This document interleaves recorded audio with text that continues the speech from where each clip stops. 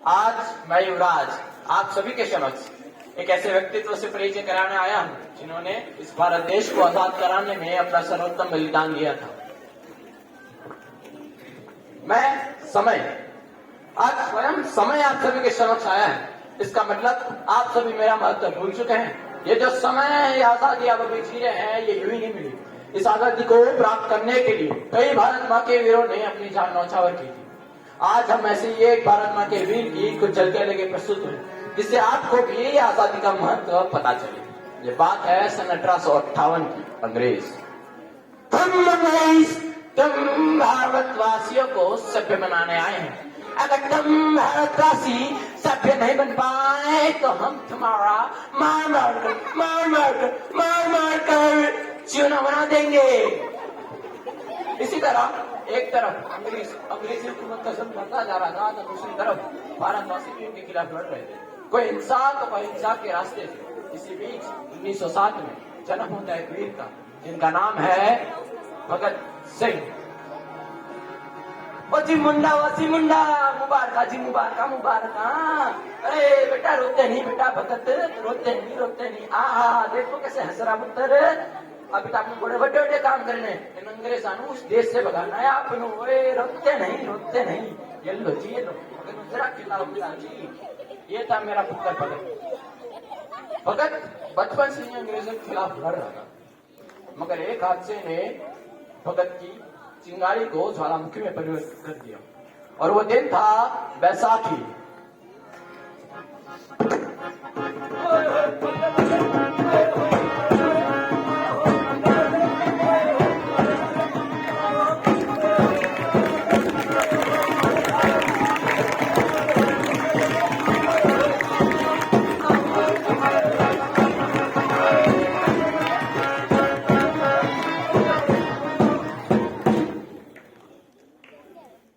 भारतवासियों को पता नहीं कि अमृतसर पर रौलत एक्ट लागू कर दिया गया है। चुन के मामले, एक को भी छोड़ना नहीं, किसी को छोड़ना नहीं। Fire fire fire.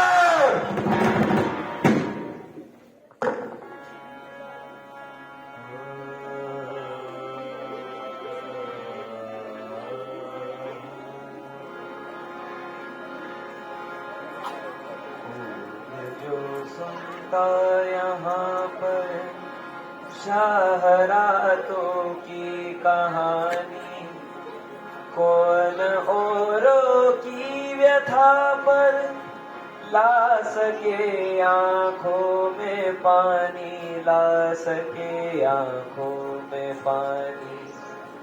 लोग सारे जितने भी जो भी हुए हैं, वो निरंतर स्वार्थ की सीढ़ी चढ़े हैं। वो निरंतर स्वार्थ की सीढ़ी चढ़े हैं।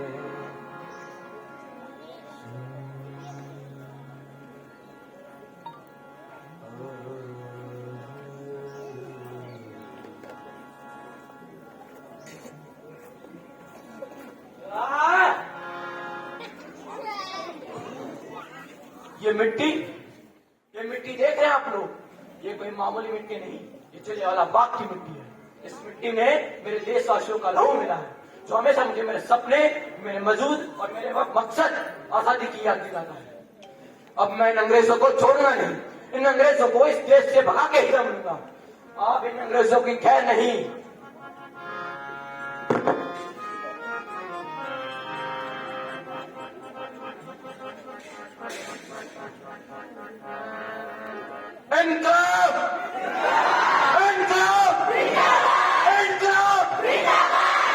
आज इस नौजवान भारत सभा के अंदर मैं आप सभी को यह बताने आया हूं कि हमें लाला जी की मौत का बदला लेना होगा। इन अंग्रेजों को हमें मजाक चखाना होगा, हमें लाला जी की मौत का बदला लेना होगा।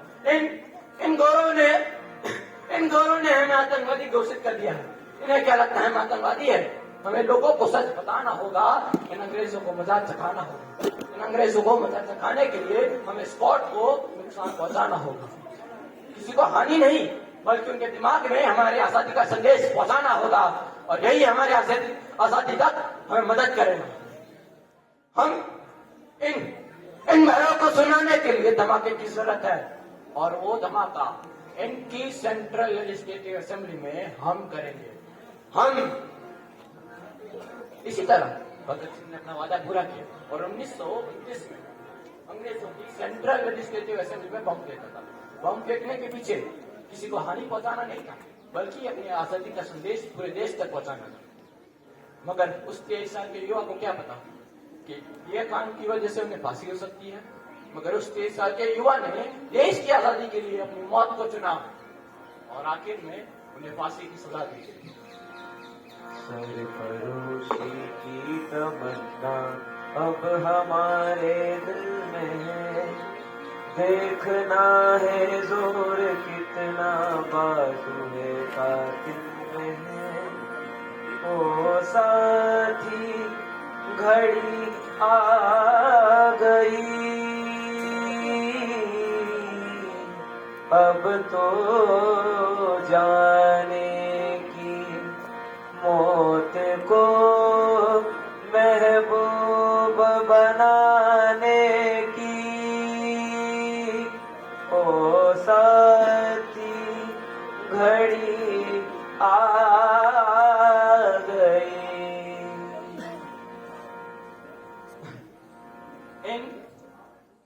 इन गोरों को क्या लगता है ये मुझे मार देंगे? अरे ये मुझे तो मार देंगे, मगर ये मेरे सपने, मेरे मकसद, मेरे वजूद और मेरे विचारों को कैसे मार पाएंगे?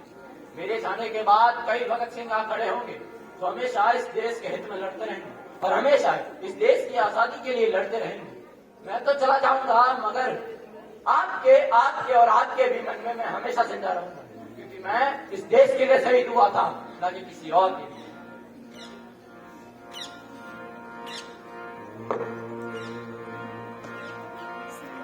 माँ भारती पुकारती,